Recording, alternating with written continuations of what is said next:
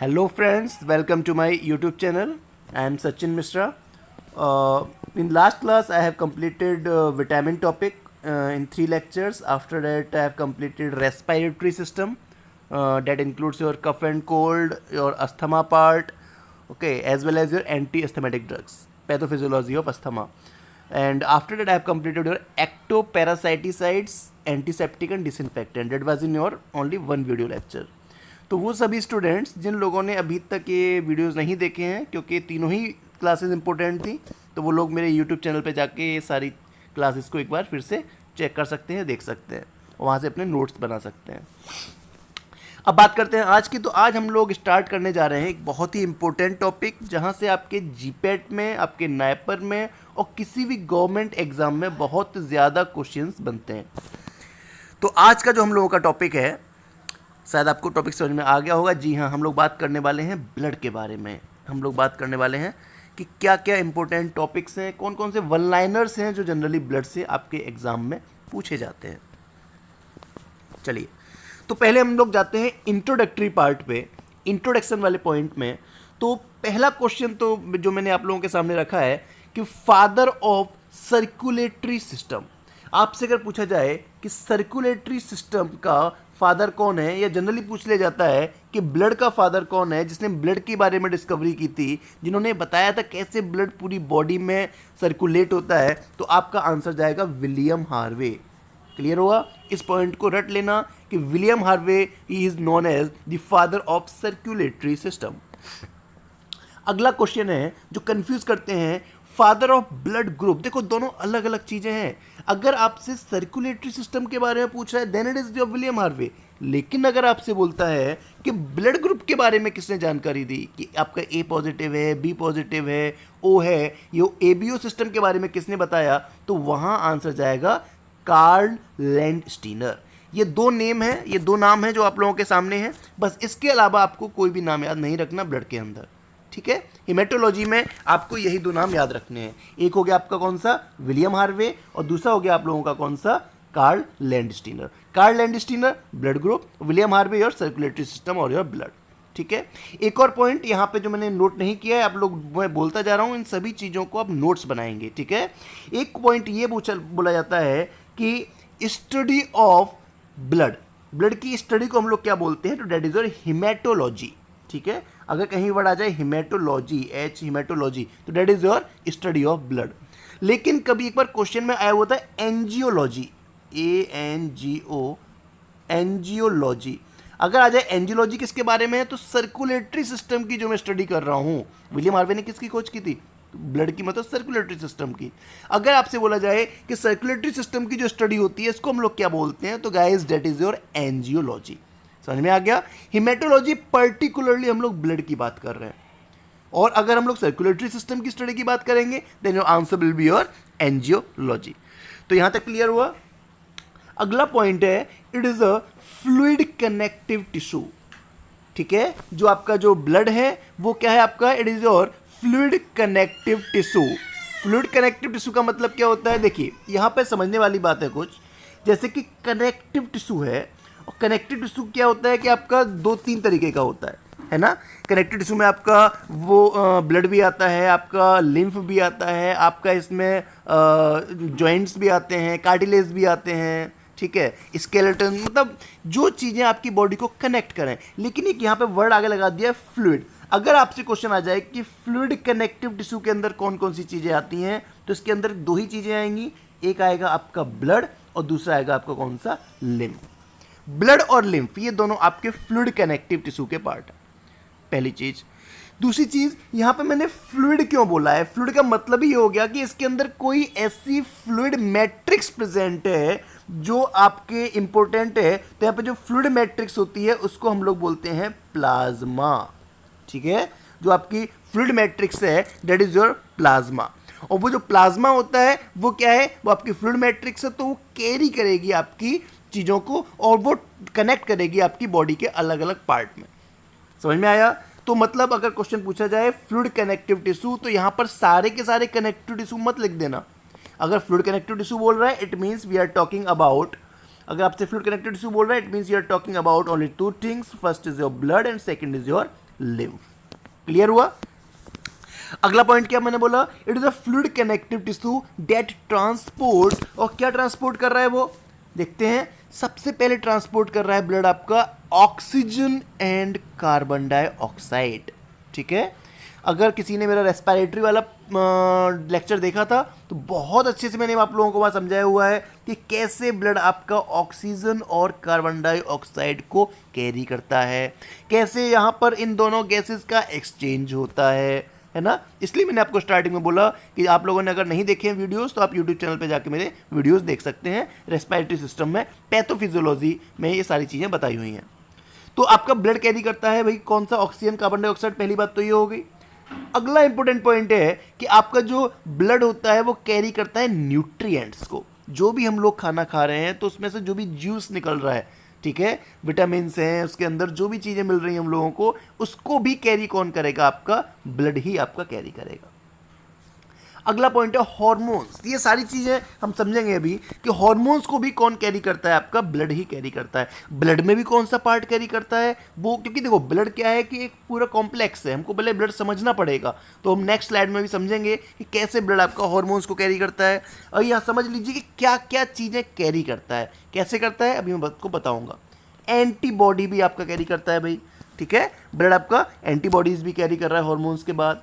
इसके अलावा clotting factors, भाई ये तो जब प्रेजेंट ही ब्लड के अंदर होते हैं तो जहाँ जहाँ ब्लड आपका बॉडी में सर्कुलेट करेगा वहाँ वहाँ आपके क्लॉटिंग फैक्टर भी सर्कुलेट करेंगे, है ना।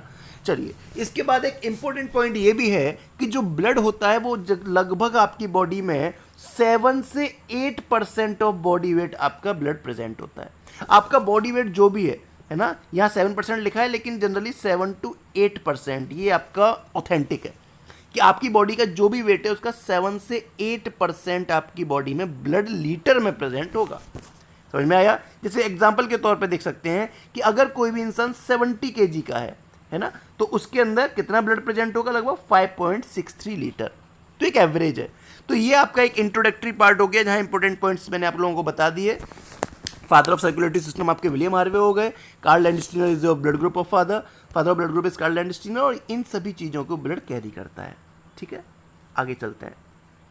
अब देखिए यहाँ पे अब हम लोग ये बात करेंगे कि ब्लड जो हम बार बार बोल रहे हैं उसके अंदर क्या प्रेजेंट होता है। देखिए आगे वाली स्लाइड बहुत इंपॉर्टेंट होने वाली है आपके लिए, है ना। और जो भी मैं चीज़ें बोल रहा हूँ सब नोट्स बनाते जाइए, कंठस्थ आपको पूरे ब्लड के बेसिक कॉन्सेप्ट क्लियर हो जाएंगे आज की क्लास में। तो देखिए ये आप लोगों के सामने एक टेस्ट ट्यूब है, मान के चलिएगा ये एक टेस्ट ट्यूब है। और जैसे आप लोग फ़र्ज़ कीजिए कि आप लोग ब्लड की टेस्टिंग कराने के लिए हॉस्पिटल गए, है ना। हॉस्पिटल जाने के बाद आपके सैंपल को उन्होंने लिया, और सैंपल को लेने के बाद अगर वो टेस्ट ट्यूब में रख देते हैं उसको, ब्लड को कंप्लीटली भर के, तो आपको क्या लगता है कि अब पूरी में 100% वो रेड कलर का ब्लड ही रहेगा? नहीं। तो होता क्या है वो चीज़ समझेंगे।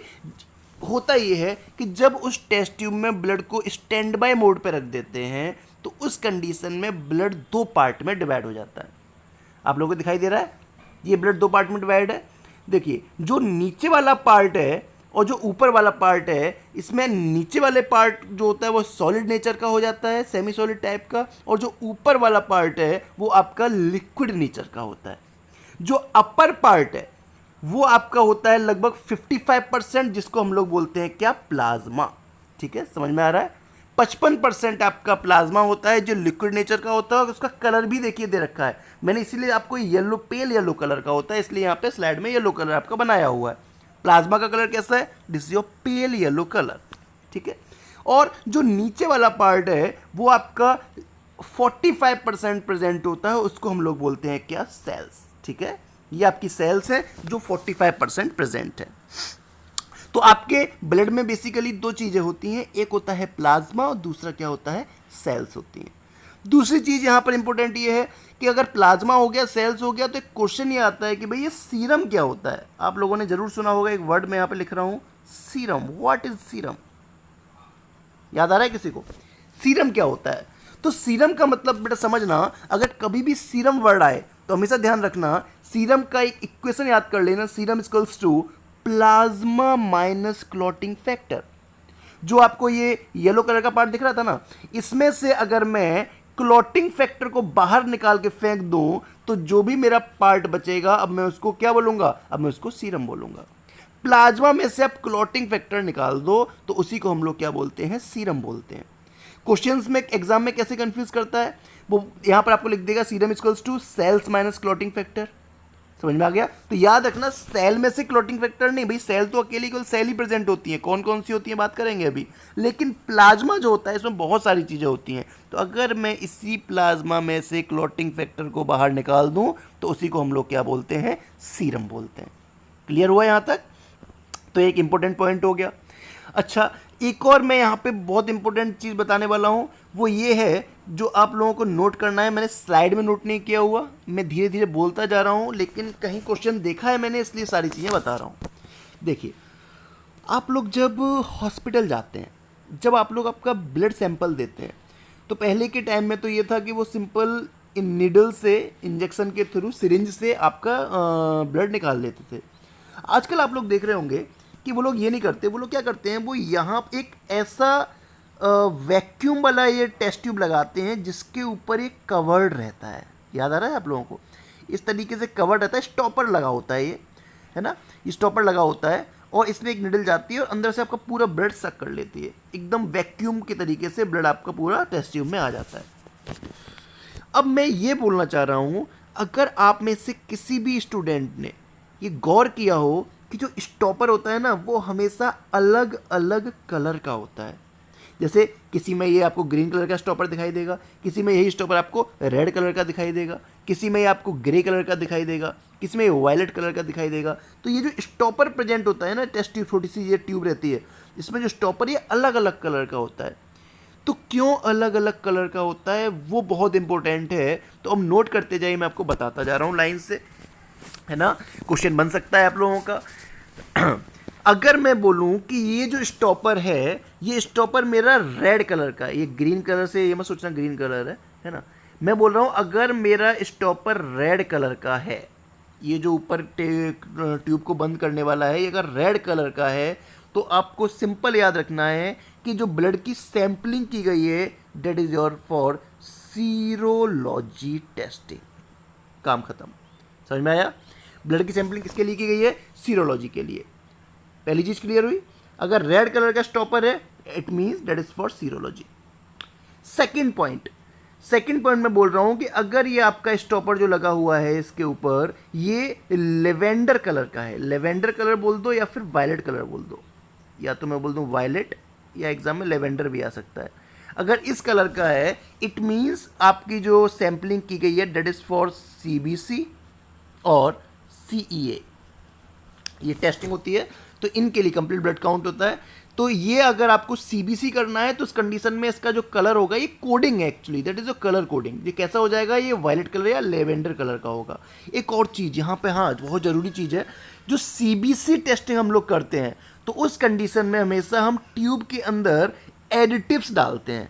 ये भी क्वेश्चन पूछ लेते हैं कौन कौन से एडिटिव डालते हैं, तो यहाँ पर एडिटिव डाला जाता है EDTA। देखो पहले वाले केस में हमने कुछ नहीं डाला है, जब रेड कलर का स्टॉपर था तो सीरोलॉजी के लिए तो हमने कुछ नहीं डाला, लेकिन अगर लेवेंडर कलर का होगा, वायलेट कलर का होगा, तो उस कंडीशन में इसका मतलब ये पहचान हो गई कि सीबीसी के लिए हम लोग ले रहे हैं सैंपल, और वहाँ पर हम एडिटिव क्या डालेंगे? EDTA डालेंगे। ये EDTA क्या है? ये प्रिजर्वेटिव है, आपके ब्लड को खराब होने से रोक रहा है, वो प्रिजर्वेटिव का काम कर रहा है, इसलिए यहाँ पर EDTA डाला जा रहा है। ये चीज़ क्लियर हुई? चलिए अगला पॉइंट मैं आपको बता रहा हूँ। अगर मैं बोलूँ कि ये जो स्टॉपर है ये आपका ऑरेंज कलर का है, ऑरेंज कलर, ठीक है, तो इसका मतलब है कि आपका सीरम टेस्ट हो रहा है। मतलब सुना होगा डॉक्टर्स बोलते हैं सीरम पोटेशियम देखो, है ना, सीरम कैल्शियम देखो, सीरम सोडियम। तो अगर सीरम का टेस्ट हो रहा है, देखो सेरोलॉजी टेस्टिंग अलग है, सीरम अलग है। सेरोलॉजी मैंने किसमें बताई थी? रेड स्टॉपर में, लेकिन ऑरेंज स्टॉपर में मैं क्या बता रहा हूँ? सीरम का टेस्ट हो रहा है, ठीक है, सीरम के अंदर क्या प्रेजेंट है। तो ये हो गया आपका, और यहाँ पर कोई भी एडिटिव नहीं मिलाया जाता, ठीक है सॉरी, तो किसी भी एडिटिव की यहाँ पे ज़रूरत नहीं है। अगला पॉइंट, अगर मैं बोलूँ कि ये स्टॉपर का कलर लाइट ब्लू है, LB लिख दिया मैंने, अगर लाइट ब्लू है तो इसका मतलब ये हो गया कि ये मैं कोगुलेंट स्टडी के लिए आपका सैंपल लिया है मैंने। किसके लिए? कोगुलेंट स्टडी के लिए। नोट करते जाइए, मैं बोल रहा हूँ, ये मैं स्लाइड इसमें नहीं डाल पाया लेकिन आप इसको नोट करते जाइए। कोगुलेंट स्टडी के लिए लाइट ब्लू कलर है। अच्छा, एक और चीज़ जो बहुत इंपॉर्टेंट है कि अगर लाइट ब्लू कलर का है तो कोगुलेंट स्टडी के लिए इस कंडीशन में एडिटिव कौन सा डाला जाता है, तो नोट करना, ये क्वेश्चन में आया भी हुआ है, सोडियम सिट्रेट। हम लोग क्या डालते हैं, सोडियम सिट्रेट, समझ में आ गया, सोडियम सिट्रेट हम लोग डालेंगे अगर आप कोगुलेंट स्टडी के लिए ब्लड लेके जा रहे हैं तो। उसके बाद एक और क्वेश्चन पूछता है कि अगर आपका स्टॉपर ग्रे कलर का है, if your stopper is of grey colour, तो देखिए बहुत अच्छी पहचान है, जी फॉर ग्रे, और इसका मतलब किसकी टेस्टिंग कर रहे हो, G for grey, G for glucose, बहुत बढ़िया, ठीक है। तो अगर आपका ग्रे कलर का स्टॉपर है, इसका मतलब है आप ग्लूकोज की टेस्टिंग के लिए सैंपल आपने लिया हुआ है, क्लियर है। एक और चीज, अब वही वाला क्वेश्चन कि ग्लूकोज की आप टेस्टिंग करना चाह रहे हैं तो इसके अंदर कोई एडिटिव भी डालेंगे, तो बिल्कुल नोट कर लेना बेटा, आपको एग्जाम में क्वेश्चन मिल जाएगा कि पोटेशियम ऑक्सलेट डाला जाता है एज अ प्रिजर्वेटिव या फिर फ्लोराइड, दोनों में से एक चीज आपको टिक लगानी है, ठीक है। अगर आपसे पूछा जाए कि ग्लूकोज की टेस्टिंग करना है तो प्रिजर्वेटिव के फॉर्म में क्या डालेंगे, तो either we will add potassium oxalate और वी विल ऐड फ्लोराइड, ये दोनों ही चीजें में से कोई भी चीज हम लोग डाल सकते हैं। एक और पॉइंट याद रखना कि अगर आपका जो स्टॉपर है ये येलो कलर का है, ये मैंने आपको देखो नोट किया, अगर ये येलो कलर का है तो सिंपल कॉन्सेप्ट लगाना है कि जो हमारा ब्लड का सैंपल डॉक्टर ले रहा है वो डॉक्टर आपका कल्चर कराना चाह रहा है। आपने सुना होगा मेडिकल फील्ड से हैं कि हम लोग ब्लड का कल्चर करा लेते हैं। कल्चर का मतलब क्या होता है, doctors are trying to seeing that what are the bacterias that are having resistance from your what are the bacterias that are resistance from your antibiotic.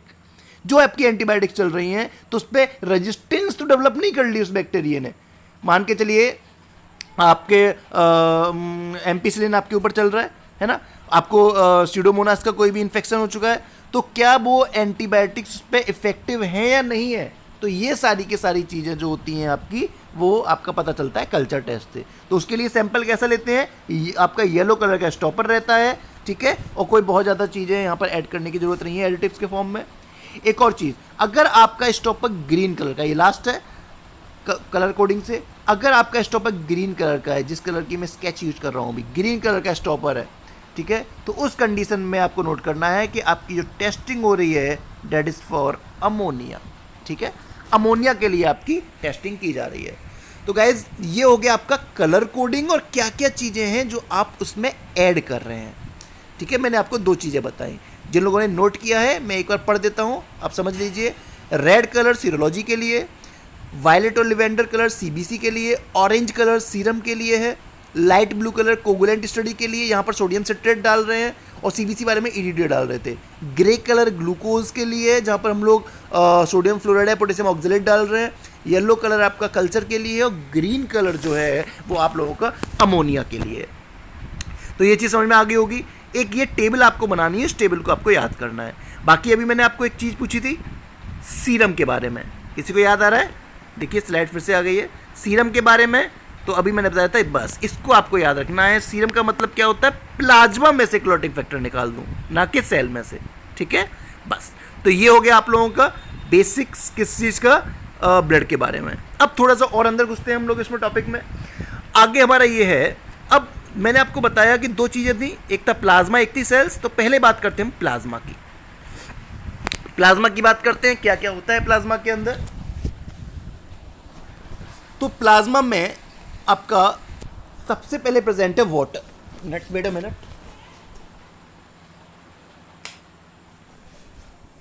जी हाँ, तो प्लाज्मा में आपका प्रेजेंट है सबसे पहले वाटर ज़्यादा प्रेजेंट होता है। वाटर कितना प्रेजेंट होता है, 90 से 92% आपका वाटर प्रेजेंट है प्लाज्मा के अंदर, ठीक है। इसके बाद प्लाज्मा प्रोटीन्स प्रेजेंट होते हैं। अब देखिए यहां से कहानी बहुत इंपॉर्टेंट शुरू हो रही है। प्लाज्मा के अंदर आपके प्रोटीन्स भी प्रेजेंट होते हैं। प्रोटीन्स में आपके एक हो गया एल्ब्यूमिन, एक हो गया भाई ग्लोब्यूलिन, और एक हो गया आपका कौन सा, क्लॉटिंग फैक्टर, जिसको हम लोग बोल देते हैं फाइब्रिनोजन, ठीक है। इन सभी क्लॉटिंग फैक्टर का अपना अलग अलग यूज है। पहले तो ये समझ लीजिए, इन अगर क्वेश्चन ये आए इन सभी क्लॉटिंग फैक्टर में ये बताइए भाई कि सबसे ज्यादा कौन सा अमाउंट में प्रेजेंट होता है। My question is which of the following plasma protein is most abundantly found, कौन सा सबसे ज़्यादा अबंडेंट है? अबंडेंट मतलब जो सबसे ज़्यादा पाया जाता है। तो नोट कर लेना, सबसे ज़्यादा अबंडेंट होता है आपका एल्ब्यूमिन। लगभग आपका 60 से 65% आपका एल्ब्यूमिन प्रेजेंट होता है। लगभग 30% आपका ग्लोबुलिन प्रेजेंट है। 1 से 5% आपका फाइब्रिनोजिन प्रेजेंट है, क्लॉटिंग फैक्टर है जो, और बाकी के अदर्स हैं जो 1.1-0.2% है, वो और भी छोटे मोटे प्रोटीन्स प्रेजेंट होते हैं, पर इंपॉर्टेंट आपके यही तीन है। सबसे ज़्यादा अबंडेंट कौन सा हो गया? सबसे ज़्यादा अबंडेंट हो गया गाइस एल्ब्यूमिन। एक और पॉइंट यहां पे बताना चाहूंगा मैं, जो फाइब्रिनोजन है ये आपका क्लॉटिंग फैक्टर है, लेकिन अगर आपसे पूछ लिया कौन से नंबर का क्लॉटिंग फैक्टर है, तो पहले तो ये समझ लीजिए। अच्छा ये बताइए कितने क्लॉटिंग फैक्टर होते हैं टोटल? टोटल होते हैं 13। उसमें से फिब्रिनोजन कौन से नंबर का है? फिब्रिनोजन है आपका क्लॉटिंग फैक्टर नंबर 1। क्लियर हो गया ये वाला भी कॉन्सेप्ट आपका? अब आगे चलते हैं। अगला क्वेश्चन मेरा ये है कि जो एल्ब्यूमिन है भाई, जो ग्लोबुलिन, इनका वर्क क्या है? तो नोट करेंगे, एल्ब्यूमिन का वर्क होता है कि ये आपके ऑस्मोटिक प्रेशर को मेंटेन करता है। क्लियर हुआ? It maintains your osmotic pressure of blood. कौन? एल्ब्यूमिन। और जो ग्लोबुलिन है ना guys, this globulin is responsible for your defence mechanism. This is responsible for defence mechanism. इसका मतलब ये हो गया, इम्यूनोग्लोबुलिन्स जो होते हैं, ये आपका शेप होता है वाई शेप्ड के, इम्यूनोग्लोबुलिन्स जो होते हैं वो आपका किससे बाइंड करते हैं? ग्लोब्यूलिन एक प्रोटीन है, इससे बाइंड करेंगे। और इम्यूनोग्लोबुलिन्स क्या फॉर्म करते हैं? आपके इम्यूनिटी के लिए रिस्पॉन्सिबल है ना, आपको डिफेंस मैकेनिज्म के लिए, आपके रोधक प्रतिरोधक क्षमता को बढ़ाते हैं। तो ये हो गया आपके प्लाज्मा प्रोटीन्स। अगला है इनऑर्गेनिक सॉल्ट।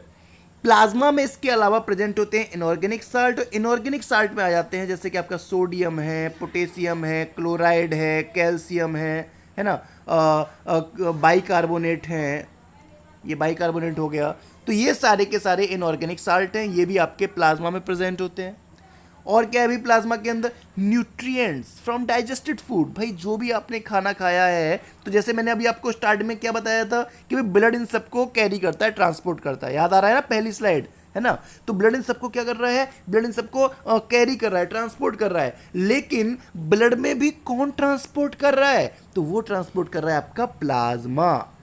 ठीक है, अगर क्वेश्चन पूछा जाए ब्लड में भी कौन उसको ट्रांसपोर्ट कर रहा है, तो सेल्स ट्रांसपोर्ट नहीं कर रही है, सीरम ट्रांसपोर्ट नहीं कर रहा है। This is your plasma that transport your nutrients.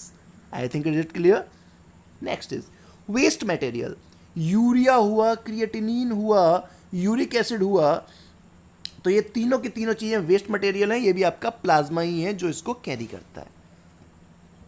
ठीक है, आगे चलते हैं।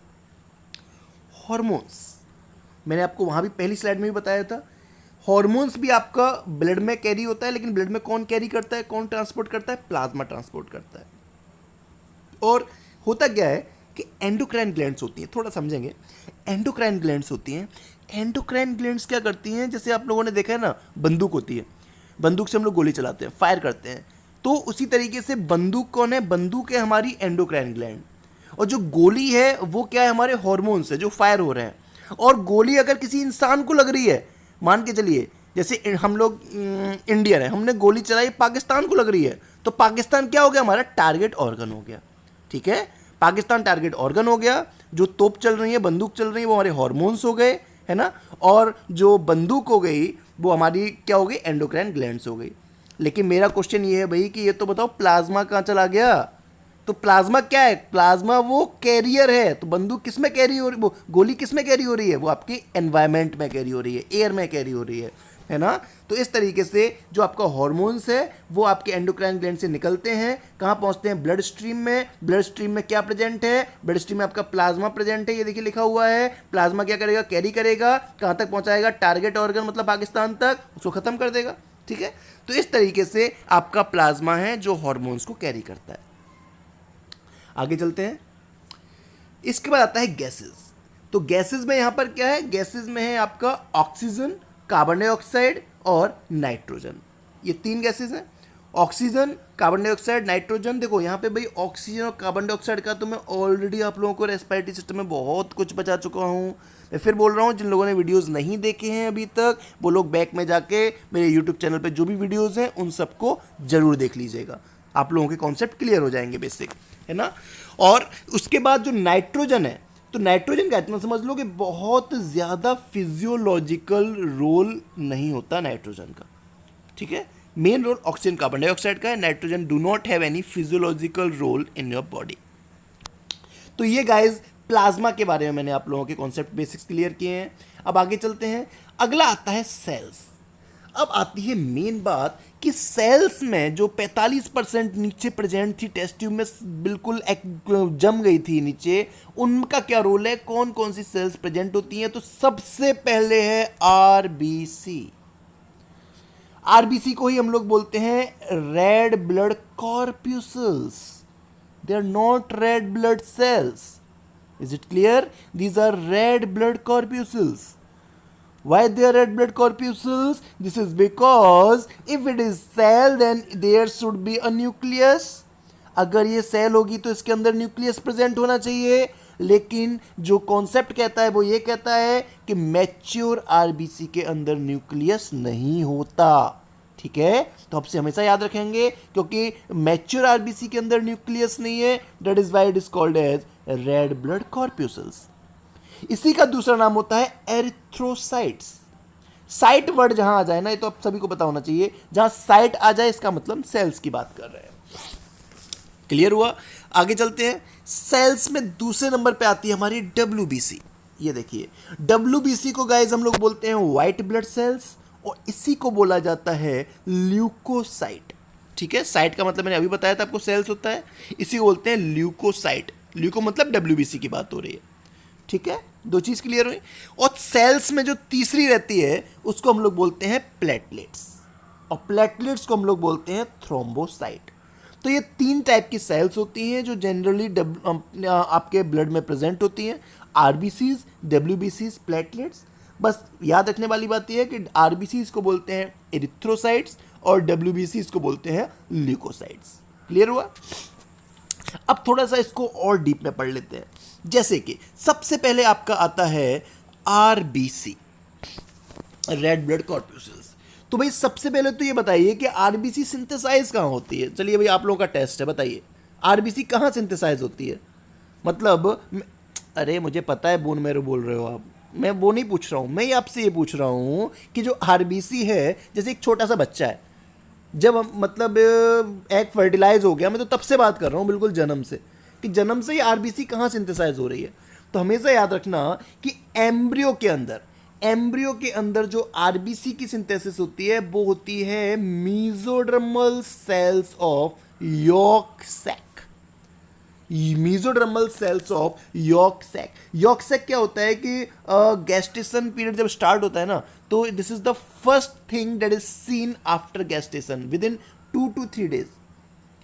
2 to 3 days में आपका ये दिखना स्टार्ट हो जाता है, ये हम लोग देख सकते हैं। तो दिस इज यॉर्क सैक। तो उसकी जो मीजोडर्मल सेल्स होती है वहां पर आपकी आरबीसी बनती है, वहाँ पर बनती रहती है। जब टाइम आगे बढ़ता है इस एम्ब्रियो का, और जब टाइम आगे बढ़ता है तो बाद में लिवर में बनती हैं आरबीसी। ये देखिए, कहीं से भी क्वेश्चन आ सकता है, आरबीसी लिवर में भी बनती है। सुनने वाला अटपटा लग रहा होगा, लेकिन 3 से 4 महीने के बाद, एम्ब्रियो के 3 के 4 महीने के बाद आपकी लिवर में आरबीसी बनना स्टार्ट हो जाती है। और जब तक कि आपकी बोन मैरो मैच्योर नहीं होती, तब तक आरबीसी बनती है आपकी लिवर के अंदर, ठीक है। अब आते हैं आपके आंसर पे। 7 महीने के बाद जो आरबीसी होती है वो बनती है बोन मैरो के अंदर। समझ में आ गया? Bone marrow. ये बोन मैरो क्या भला है भाई? बोन मैरो कहाँ की? अब ये भी क्वेश्चन उठता है कि सर बोन मैरो कहाँ की? हमारे शरीर में तो बहुत सारी हड्डी होती है। अच्छा एक बात बताओ भाई, शरीर में कितनी हड्डी होती हैं? देखो कोलॉजी है, क्वेश्चन पे क्वेश्चन हैं यहाँ पे। तो पहले तो ये समझ लो, बच्चों के अंदर हड्डी ज़्यादा होती हैं और बड़ों के अंदर, एडल्ट्स के अंदर कम होती हैं, ठीक है। तो बच्चों के अंदर जो होती हैं वो लगभग 300 के ऊपर हड्डी होती हैं, और जो बड़ों के अंदर होती हैं, एडल्ट्स के अंदर होती हैं, 206 हड्डियाँ होती हैं। तो ये होता है कि हड्डियाँ आपस में जॉइंट होती जाती हैं, जॉइंट होते होते हड्डियाँ कम हो जाती हैं। अब बोन मैरो मतलब कहाँ की हड्डियाँ, तो वो हम आगे बात करेंगे अगले पॉइंट में। In bone marrow RBCs are synthesized from pluripotent stem cell. समझ में आया? बोन मैरो में आरबीसी कैसे सिंथेसाइज होती है, किससे बनती है? प्लूरिपोटेंट स्टेम सेल से आपकी आरबीसी बनती है। और ये कहाँ कहाँ की बोन्स हैं, जैसे मैं अभी पूछ रहा था, तो देखिए सबसे पहले इरेगुलर बोन्स में, या फिर लंबी लंबी जो लॉन्ग बोन्स होती है उसके एंड पे, ठीक है, जैसे ये बोन है, ठीक है, तो ये यहां पर एंड पे है, ये लास्ट वाले पार्ट में, इसी को हम लोग बोलते हैं एपीफाइसिस। लॉन्ग बोन्स के जो एंड होते हैं उसके लिए टर्म आ गया एक हमारा, कौन सा, एपीफाइसिस। इसके अलावा ये आपका स्टर्नम की बोन्स में भी प्रेजेंट होता है, वहाँ भी आरबीसी की सिंथेसिस होती है। स्टर्नम मतलब चेस्ट का जो बोन होता है, रिब्स में भी प्रेजेंट है, पेल्विस में और स्कल में। तो ये सारे वो इंपॉर्टेंट लोकेशंस हैं जहाँ पर आरबीसी की सिंथेसिस सबसे ज़्यादा होती है। समझ में आया गाइस? इसके बाद यहाँ ये पॉइंट ठीक है, इंपॉर्टेंट है, बाइकॉन्केव डिस्क होती है आरबीसी आपकी, मतलब एक तरीके से ये सर्किल है, एक बैलून लो, आप बैलून को दोनों तरफ से पिचका दो, है ना, दोनों तरफ से उसको दबा दो, प्रेस कर दो, तो जो उसकी शेप हो जाएगी ना, वो हो जाएगी आपकी बाइकॉन्केव। बाई मतलब दो, कॉन्केव मतलब कॉन्केव शेप हो गया। और इसका जो डायमीटर होता है ना, that is 7 micrometer, that is your 7 micrometer, 7 micrometer इसका डायमीटर रहता है आरबीसी इसका। तो ये चीज़ क्लियर हो गई। अगला कॉन्सेप्ट ये है कि भाई हाँ, ब्लड फॉर्मेशन की जो प्रोसेस होती है उसको बोलते हैं हीमोपोएसिस। ब्लड फॉर्मेशन की जो प्रोसेस होती है उसको हम लोग बोलते हैं हीमोपोएसिस। और ये क्या काम करता है आरबीसी? आरबीसी का सिंपल काम होता है, it carry oxygen and carbon dioxide. काम खत्म। आगे चलते हैं नेक्स्ट स्लाइड पे। अगला हमारा, हाँ भाई, ये आता है इरिथ्रोसाइट मेजरमेंट। देखो, अगर एग्जामिनर को क्वेश्चन पेपर टफ बनाना है, हार्ड बनाना है, तो वो यही काम करता है, वो इस वाले पॉइंट से, इस वाली स्लाइड से क्वेश्चन डाल देगा। तो बिल्कुल भी बेटा ये वाली स्लाइड हम लोगों को हल्के में नहीं लेना है। क्या है स्लाइड में, चलते हैं जानते हैं। सबसे पहला आता है टर्म हमारा इरिथ्रोसाइट काउंट। बस टर्मिनोलॉजी क्लियर करते जाइए आप लोग अपनी। इरिथ्रोसाइट काउंट का मतलब ये हो गया कि कितने नंबर ऑफ इरिथ्रोसाइट प्रेजेंट हैं आपके 1 लीटर ब्लड में। It is the number of erythrocyte पर लीटर ऑफ ब्लड। आपको काउंटिंग याद नहीं करनी कि 2,40,000, नहीं, वो आपसे पूछेगा ही नहीं। आपसे बस ये पूछेगा कितना प्रेजेंट है। कितना भी काउंटिंग हो सकता है, वो मैं याद करना ही नहीं है, 2,40,000 से, 3,40,000 से, 4,00,000। आपको याद करना है कि वो होता क्या है erythrocyte count, that is the number of erythrocyte पर लीटर ऑफ ब्लड। अगला पॉइंट है, अगला टर्मिनोलॉजी है पीसीवी या हिमेटोक्रिट। क्या होता है? अच्छा, आप लोगों ने कभी गौर किया है कि जब आप लोग ब्लड का टेस्ट कराते हो और जब आपकी रिपोर्ट आती है तो आप लोग रिपोर्ट में क्या देखते हो? मैं बताता हूँ, आप लोग क्या देखते हो? आप लोग देख लेते हो हीमोग्लोबिन। हीमोग्लोबिन देखा भाई, 15 के आसपास हो गया, भयंकर खुश हो गए भाई, हमारा तो 15 हीमोग्लोबिन है ना। आप लोगों को मतलब ही नहीं है कि नीचे पीसीवी क्या है, हिमेटोक्रिट क्या है, एरिथ्रोसाइट काउंट क्या है। भाई सारी चीज़ें वो आपके रिपोर्ट की जगह भरने के लिए नहीं लिखी हैं, है ना। आपको हर एक चीज़ क्लियर होनी चाहिए। यू आर फार्मासिस्ट, है ना, आप लोग फार्मा के स्टूडेंट हैं, तो आपको सारी चीज़ें क्लियर होनी चाहिए। आप लोग डॉक्टर से भी होशियार हैं, ना, ऐसा मान के चला करो, वैसे है तो नहीं। हाँ, पीसीवी हिमेटोक्रिट, तो यहाँ पे पीसीवी का मतलब क्या होता है? This is your packed cell volume.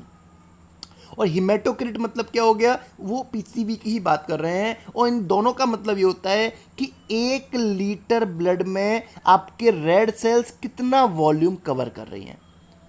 इसका मतलब क्या हुआ कि अगर वॉल्यूम ज़्यादा होगा, हिमेटोक्रिट ज़्यादा होगा, मतलब आपकी बॉडी में उस चीज़ की कमी नहीं है, आरबीसी की। हिमेटोक्रिट की वैल्यू कम आ रही है, इसका मतलब आपकी बॉडी में आरबीसी की कमी है। It means it can leads to a disease called as anaemia. बात करेंगे इसके बारे में मेरे अगले या उसके बाद वाले लेक्चर में, जब मैं आप लोगों को हीमेटेनिक्स पढ़ाऊंगा। तो पीसीवी क्लियर हुआ। पीसीवी का फुल फॉर्म जरूर याद कर लेना guys, this is your packed cell volume, ठीक है। अगला आता है हमारा टॉपिक एमसीवी।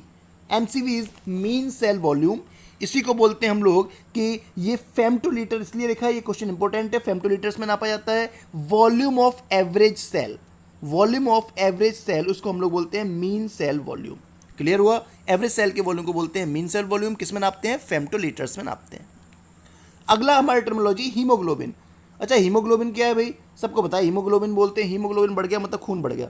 अरे भाई, हीमोग्लोबिन है क्या, वो तो समझो। This is the weight of haemoglobin का वेट नापा जाता है, जो रिपोर्ट में देखते हो ना, वो वेट है। Weight of haemoglobin in whole blood, पूरे ब्लड में हीमोग्लोबिन का कितना वेट है। तो यूनिट आपकी इंपॉर्टेंट बन जाती है ऐसे क्वेश्चंस में, जो जीपीटी टाइपर में आते हैं या गवर्नमेंट एग्जाम में, तो वहां पर पूछता है क्या होता है। इट इज ग्राम पर 100 ml। समझ में आ गया? अगर आपका हीमोग्लोबिन कुछ भी आ रहा है तो वो आपका नापा जा रहा है ग्राम पर 100 ml ब्लड में कितने ग्राम आपका हीमोग्लोबिन है, ये स्टैंडर्ड बता रहा हूं मैं आप लोगों को, है ना। अगली टर्मिनोलॉजी है MCH।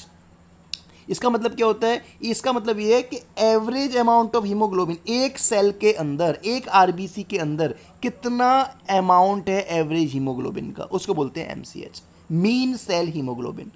ये पिकोग्राम में नापा जाता है। देखो दो यहाँ पे याद करनी है यूनिट, एक MCV की और एक MCH की। यही कंफ्यूज करता है क्योंकि एक फेम्टोलीटर है और एक पिकोग्राम है ना। तो वॉल्यूम में तो ऑब्वियसली बात है लीटर, लेकिन फेम्टो में है, और MCH है ग्राम में, तो पिकोग्राम में है, मिलीग्राम में मत कर देना। उसके बाद एक MCHC भी है, तो ये क्या, this is the weight of haemoglobin in 100 ml of red cell. 100 ml RBCs में कितना वेट है हीमोग्लोबिन का, उसको बोलते हैं MCHC। तो गाइज ये आपके इंपॉर्टेंट पैरामीटर्स थे, इंपॉर्टेंट आपके मेजरमेंट्स थे, जो जनरली आप लोग देखते हैं आपके ब्लड रिपोर्ट्स में, है ना। तो अब कभी भी नहीं भूलेंगे, इनकी डेफिनेशन रट लेना, वन लाइनर है ये क्वेश्चन, मैं बता रहा हूँ बार बार आप लोगों को। क्वेश्चन टफ करना होता है तो यहीं से डाल देते हैं हम लोग, कंफ्यूज हो जाते हैं। चलिए अब बात करते हैं हम लोग नेक्स्ट टॉपिक की, नेक्स्ट पार्ट की, दैट इज और life span and function of erythrocyte. RBC का क्या लाइफ स्पेन है ना। तो देखिए प्रोसेस ऑफ आरबीसी मैंने बताया था किससे बनता है, स्टेम सेल से बनता है, टेक जनरली 7 days, और इसको हम लोग बोलते हैं एरिथ्रोपोइसिस, कोई नया पॉइंट नहीं है। इमेच्योर सेल्स हैं, वो आपकी रिलीज होती हैं ब्लड स्ट्रीम में, उनको एज अ रेटिकुलोसाइट, ये इंपॉर्टेंट पॉइंट है ना। इमेच्योर सेल ब्लड स्ट्रीम में आती हैं, उसको रेटिकुलोसाइट बोलते हैं, और 1 से 2 दिन में वो मैच्योर हो जाती है किसके अंदर, इरिथ्रोसाइट के अंदर। ये मैं आपको पूरा पाथवे बता रहा हूँ कैसे। लाइफ स्पेन आपका 120 दिन का होता है ना, आरबीसी का सबको पता है, कोई प्रॉब्लम नहीं है। अब देखिए पाथवे बताना चाह रहा हूँ कैसे आपकी आरबीसीज इमेच्योर से मैच्योर बनती हैं। ये देखिए, ये आपका प्री इरिथ्रोब्लास्ट है भाई, है ना। मैं इसको बोल सकता हूँ ये मेरा इमेच्योर आरबीसी है। ये क्या होगा कि जब ये इमेच्योर आरबीसी है, जो आप डाइट खाते हो, खाना खाते हो, तो खाने में आपको पता है विटामिन प्रेजेंट होते हैं। तो फॉलिक एसिड और vitamin B12, folic acid is called as vitamin B9। फिर से बोल रहा हूँ, जिन लोगों ने नहीं देखा हो तो देख लेना, विटामिन आएगा, एक क्वेश्चन कंफर्म है ना। वहाँ पे फिर मैंने 30 MCQs भी डाले हुए हैं मोस्ट इंपोर्टेंट। फिर जब तीनों लेक्चर्स देख लो विटामिन के, फिर ये देखना आपके कितने मार्क्स बन रहे हैं MCQs से। तो मैं क्या बताना चाह रहा हूँ कि जब आप डाइट से फॉलिक एसिड लेते हो या विटामिन B12 लेते हो, तो उस कंडीशन में प्री इरिथ्रोब्लास्ट जो होता है वो क्या करता है, वो आपका आरबीसी का साइज कम करता जाएगा, जिससे कि आपका न्यूक्लियस का लॉस हो जाएगा। मतलब यहाँ पर ऊपर रेड ब्लड सेल थी, अब न्यूक्लियस का लॉस हो रहा है, उसका साइज भी कम होता जा रहा है, थोड़ा छोटी होती जा रही है, बहुत बड़ी नहीं है वो, है ना। तो आपका ये काम किसने हेल्प किया, फॉलिक एसिड और विटामिन B12 ने। दूसरी चीज, अगर मैं डाइट से आयरन ले रहा हूं, ये देखिए आयरन आ गया, अगर मैं डाइट से आयरन ले रहा हूं तो उस कंडीशन में क्या होगा, मेरी आरबीसी में हीमोग्लोबिन की सिंथेसिस बढ़ जाएगी, है ना। और जब ये दोनों ही कंडीशंस होती हैं तो उसके बाद मेरा बन जाता है मैच्योर आरबीसी। समझ में आ रहा है ना। ये होता है आपका प्रॉपर तरीका। हीमोग्लोबिन की भी सिंथेसिस हो गई, आरबीसी का साइज भी छोटा हो गया, थोड़ा डिक्रीज हो गया, जो नॉर्मल साइज होता है उस साइज में आ गया, और न्यूक्लियस भी चला गया। जैसे न्यूक्लियस चला गया, अब बन गई मैच्योर इरिथ्रोसाइट। अब हम इसको क्या बोलेंगे, रेड ब्लड सेल नहीं, हम लोग इसको क्या बोलेंगे, रेड ब्लड कॉर्प्यूसिल्स। जी हाँ, ठीक है। तो मैच्योर इरिथ्रोसाइट हो गई हमारी रेड ब्लड कॉर्प्यूसिल्स। अब क्या हुआ भाई, इसका लाइफ स्पेन क्या है, आगे बढ़ा। जैसे जैसे जैसे जैसे ये 120 डेज के आसपास आता है, अब इसकी जो रेड ब्लड सेल होती है ना, वो फ्रेजाइल होने लगती है, हल्का सा टूटना स्टार्ट होने लगती है, और उसको हम लोग बोलते हैं हीमोलाइसिस होना स्टार्ट होने लगता है। जैसे हीमोलाइसिस होता है तो अब इसमें से निकलता है बिलीवर्डिन, और वो बिलीवर्डिन कन्वर्ट होता है किसमें, बिलीरुबिन में, ठीक है। तो ये देखिए बिलीरुबिन में कन्वर्ट हुआ, ये आपका वेस्ट मटेरियल हो गया। और जो आयरन जो आपका रिलीज हुआ है, वो आयरन क्या होता है, फिर से इसका यूज हो जाएगा ऊपर डाइट में। तो देखिए ये आ गया, उसी आयरन का यूज हो जाता है। तो ये आपका पूरा लाइफ स्पेन है। मतलब मैच्योर इरिथ्रोसाइट आपका हीमोलाइसिस कॉज करके बिलीरुबिन आपका बना देता है, बिलीवर्डिन से बिलीरुबिन, और आयरन भी निकलता है, ये आयरन आपका यूज हो जाता है वापस से सिंथेसिस ऑफ हीमोग्लोबिन में। तो गाइज ये पूरा लाइफ स्पेन है आपका आरबीसी का। तो ये मैंने अभी तक आपका आरबीसी कंप्लीट कर दिया, है ना। आज की मेन क्लास में आरबीसी वाला टॉपिक था, ये कंप्लीट हो गया। इसके बाद एक और हमारा दिमाग में क्वेश्चन आता है, that is related to haemoglobin. ये जरूर समझ लीजिए हीमोग्लोबिन का क्या कॉन्सेप्ट है। सबसे पहले तो जो हीमोग्लोबिन है ना, it is a large complex protein, एक बहुत बड़ा प्रोटीन होता है, कॉम्प्लेक्स होता है ना। इसके अंदर क्या क्या चीज़ें प्रेजेंट होती हैं, देखते जाइए। एक तो ग्लोबुलर प्रोटीन है जिसको हम लोग ग्लोबिन बोलते हैं, ठीक है। दूसरी चीज, इसके अंदर हीम भी प्रेजेंट होता है। क्या प्रेजेंट होता है? हीम प्रेजेंट होता है। अगला point, each haemoglobin molecule contains 4 globin chains and 4 haem unit. एक काम करते हैं, इसको आप समझिए, एक डायग्राम से बताता हूँ मैं आपको। देखिए, बस ये समझ लीजिए, काम खत्म हो जाएगा। ये एक ऑरेंज कलर है, एक ग्रीन है, एक वायलेट है, एक आपका पिंक कलर है। इनमें से सभी कलर्स में ये जो चेन्स दिख रही हैं आपकी ग्लोबिन चेन है। कौन सी चेन है? ग्लोबिन चेन है। तो ग्लोबिन चेन कितनी हो गई? 4 हो गई। इन सभी चेन में आपको ब्लैक कलर का मैंने बनाया हुआ है। वो जो ब्लैक कलर का बनाया हुआ है वो आपकी हीम यूनिट है। क्या है वो? हीम यूनिट है। और सभी हीम यूनिट जो है उसके बीच में आपको व्हाइट कलर का डॉट दिख रहा होगा, इसका मतलब वो ऑक्सीजन को कैरी कर रहा है। ये पूरा एक हीमोग्लोबिन है, ये एक स्ट्रक्चर है एक हीमोग्लोबिन मॉलिक्यूल का। तो एक हीमोग्लोबिन में कितने हीम हो गए? 4 हीम हो गए, और सभी हीम पे एक एक ऑक्सीजन मॉलिक्यूल बाइंड है। तो अब मुझे बताओ, एक हीमोग्लोबिन मॉलिक्यूल कितने ऑक्सीजन को कैरी कर रहा है? 4 ऑक्सीजन मॉलिक्यूल को कैरी कर रहा है। समझ में आ गया? तो single haemoglobin can carry up to 4 molecules of oxygen. So that was important point that I want to tell you. ये आपका कंप्लीट हो गया हीमोग्लोबिन के बारे में। इट कैरीज, हाँ एक और चीज़, हीमोग्लोबिन जब ऑक्सीजन से बाइंड होता है तो रिएक्शन कॉज करता है, बताया हुआ है, फिर बोलूँगा रेस्पिरेटरी सिस्टम में जाओ। क्या बनाता है? ऑक्सी हीमोग्लोबिन को बनाता है। ठीक है, haemoglobin plus oxygen it makes to oxyhaemoglobin. तो ये हो गया आपका हीमोग्लोबिन कंप्लीट। सॉरी। अब आते हैं, एक और टॉपिक है हमारा छोटा सा ब्लड ग्रुप के ऊपर, है ना। ये भी इंपॉर्टेंट है भाई। ब्लड ग्रुप में क्या है समझेंगे। हम लोग बोलते हैं ना भाई कि किसी का ब्लड ग्रुप आपका ए पॉजिटिव है, किसी का ओ पॉजिटिव है, किसी का बी है, किसी का अच्छा बुरा, ऐसा कुछ नहीं होता। ब्लड ग्रुप पहचानते कैसे हैं? जो आरबीसी होती है ना, RBC have different type of antigen on its surface. RBC की सरफेस पे अलग अलग तरीके के एंटीजन प्रेजेंट होते हैं, है ना। दूसरी चीज, ये जो इनहेरिटेड एंटीजन है, जो हम लोगों को हमारे फादर से मिले हैं, मदर से मिले हैं, हमारे पेरेंट्स से मिले हैं, ये एंटीजन डिटरमाइन करते हैं कि आप लोगों का ब्लड ग्रुप क्या है। समझ में आया? इस चीज को रट लेना। एंटीबॉडी कभी डिटरमाइन नहीं करते। आरबीसी के ऊपर जो एंटीजन प्रेजेंट है, उसकी सरफेस पर जो एंटीजन प्रेजेंट है, वो बताएगा कि आपका बंदे का ब्लड ग्रुप क्या है। एक और चीज, as antigens are present so individuals body also make antibody. अब एक बात बताओ भाई, अगर एंटीजन प्रेजेंट है तो हम बचपन से पढ़ते आ रहे हैं कि अगर एंटीजन प्रेजेंट होगा तो बॉडी में एंटीबॉडी भी बनेगा। एंटीबॉडी क्या करेगा? एंटीजन को खा जाएगा, है ना। But not to their own type, because if they do so then they will react and it can be a fatal. मतलब मैं ये बोलना चाह रहा हूं कि अगर आपकी बॉडी में आरबीसी के ऊपर एंटीजन है तो आपकी एंटीबॉडी आपके एंटीजन को नहीं खाएगी। समझ में आया? आपकी एंटीबॉडी आपके एंटीजन को डिस्ट्रक्ट नहीं करेगी, क्योंकि अगर आप ही के एंटीजन को वो रिकॉग्नाइज करके खाने लगी तो उस कंडीशन आरबीसी वाले को खाने लगी तो क्या होगा? ये फेटल हो जाएगा, आपकी जान भी जा सकती है। इस चीज को और अच्छे से समझेंगे।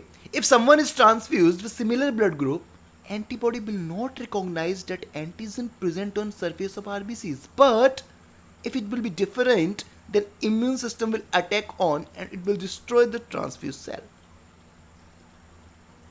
कहने वाली बात है। आपका ब्लड ग्रुप है भाई ए, है ना, सामने वाले का है बी। अब क्या बी ब्लड ग्रुप ए वाले पर्सन को चढ़ सकता है? नहीं चढ़ सकता। मैं बहुत शॉर्ट तरीके से बता रहा हूं क्यों नहीं चढ़ सकता। क्योंकि उसके ऊपर कौन सा एंटीजन प्रेजेंट है? बी एंटीजन प्रेजेंट है आरबीसी में, ठीक है। और मेरे ऊपर, मेरे आरबीसी में क्या प्रेजेंट है? आरबीसी के ऊपर ए एंटीजन प्रेजेंट है। तो मेरी एंटीबॉडी को क्या पता है? मेरी एंटीबॉडी को यह पता है कि अगर ए एंटीजन आएगा तो मुझे शांत बैठना है, लेकिन ए के अलावा कोई सा भी एंटीजन आ जाएगा तो मैं उसको खा लूंगा। समझ में आ रहा है ना?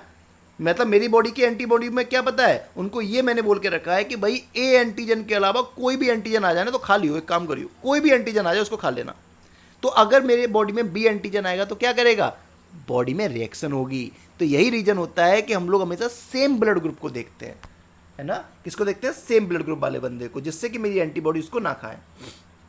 So there are many different collections of red cell surfaces antigens, but the most important are ABO and R rhesus system.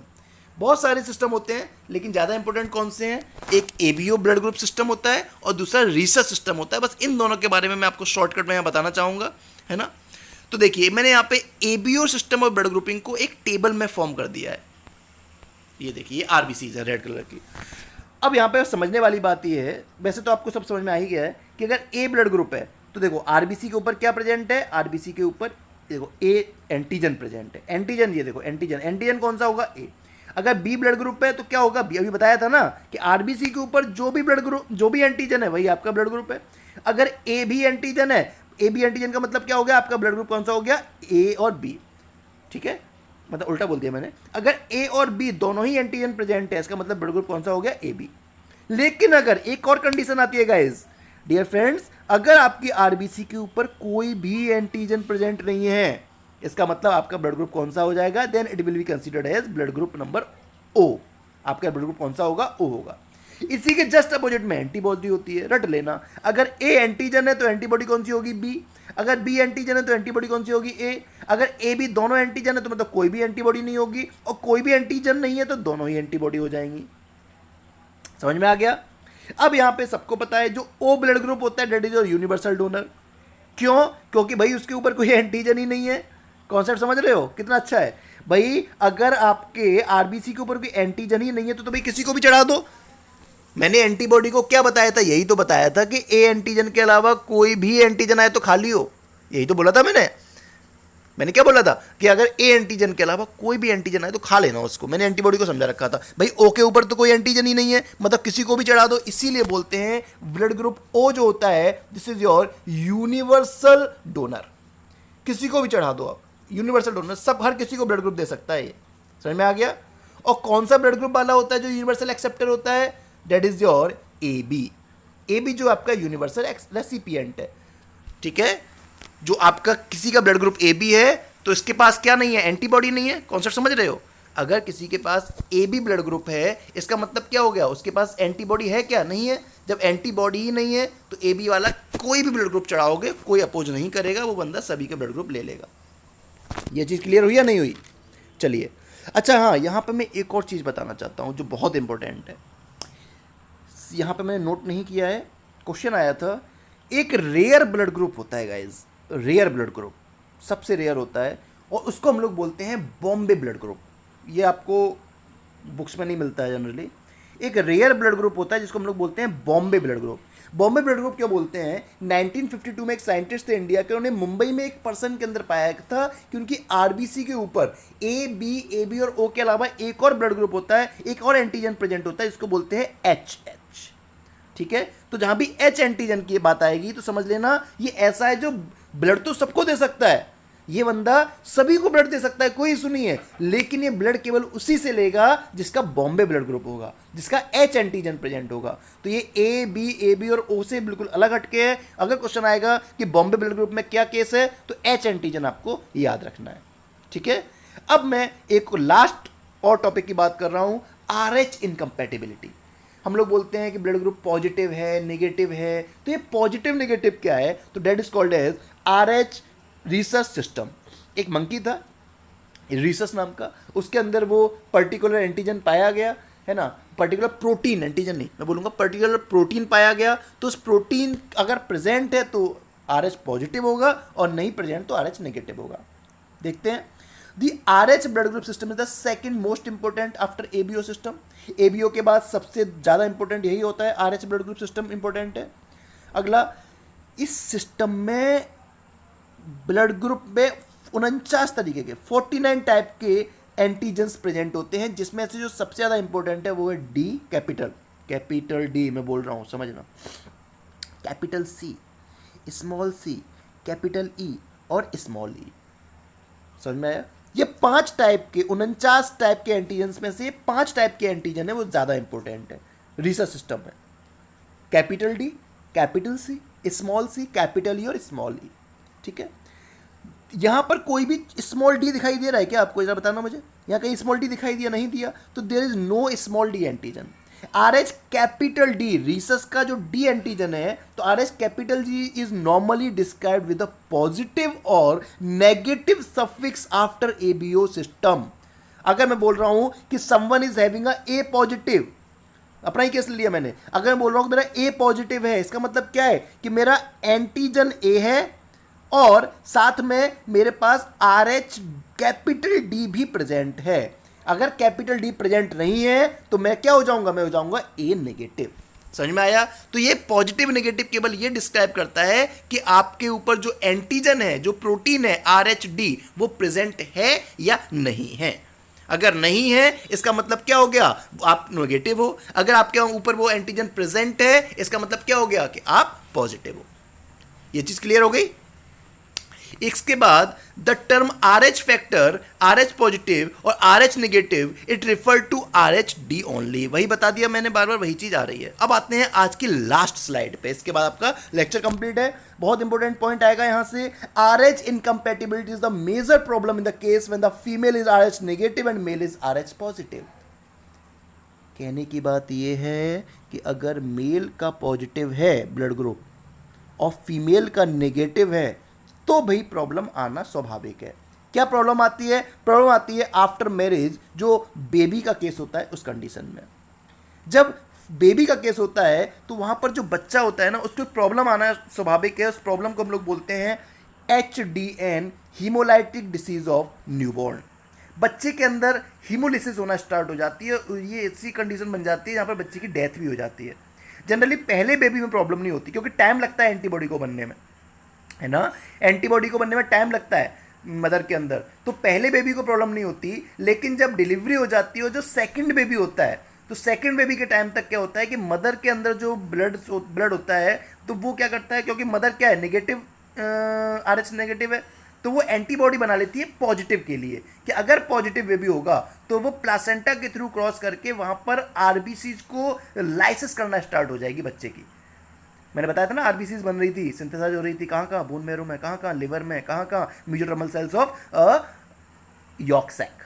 तो वहाँ पर वो क्या करेगा, बच्चे को मतलब एक तरीके से मिसकैरेज हो जाता है। इस कंडीशन में प्रॉब्लम होना स्टार्ट हो जाती है। तो हमेशा याद रखना है ना, हमारे डे टू डे लाइफ के लिए भी इंपॉर्टेंट है कि मदर का नेगेटिव नहीं होना चाहिए, बच्चे का, आपका फादर का अगर पॉजिटिव है तो, या तो दोनों का पॉजिटिव हो या दोनों का नेगेटिव हो, मदर का नेगेटिव नहीं होना चाहिए। लेकिन अगर हो भी गया, एक मिनट पहले तो ये समझ लीजिए, मैंने अभी कहाँ पे था, मैं थोड़ा डाइवर्ट हो गया। हाँ, इट में leads to haemolytic disease of newborn, ठीक है। हाँ, एक और पॉइंट, this is called as erythroblastosis fetalis. इसी बीमारी को एक और नाम से जाना जाता है, इरिथ्रोब्लास्टोसिस फिटेलिस। फिटेलिस मतलब फिटस हो गया, इरिथ्रो मतलब RBC हो गया, ब्लास्टोसिस मतलब प्रॉब्लम, वही हीमोलाइसिस वाली आ रही है ना। तो इसी बीमारी को एक और नाम से जाना जाता है, that is called as erythroblastosis fetalis. काम खत्म। एक और चीज़ ये बता रहा था, लास्ट पॉइंट है कि हम लोग कैसे पता करते हैं RH इनकम्पैटिबिलिटी। तो यह नोट कर लेना, मैंने यहाँ नोट नहीं किया, कि अगर किसी का पॉजिटिव डायरेक्ट कूम्ब टेस्ट है, बस यही एक टेस्ट है जो आपका RH इनकम्पैटिबिलिटी बताता है।